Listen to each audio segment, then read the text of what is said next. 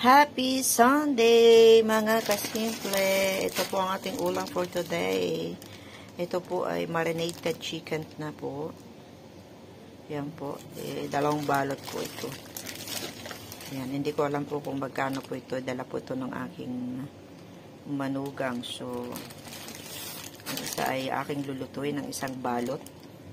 Kasi dalawang balot po siya. So, chicken easy marinated. Siguro ang sarap nito. Matikman nga po natin to. Yan. Yan. Yan. So, itong isa, tatabi muna natin.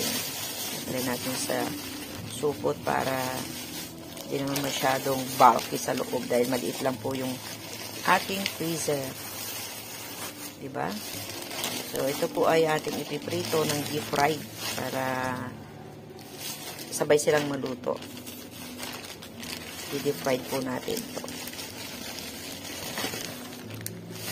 Yan, siguro galing po ito ng SNR. Kasi malapit lang sila dun sa SM, sa may SM.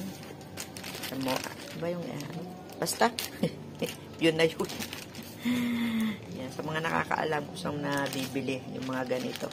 Sa SNR. Yan. So, yan lang po. Happy Sunday po sa ating lahat.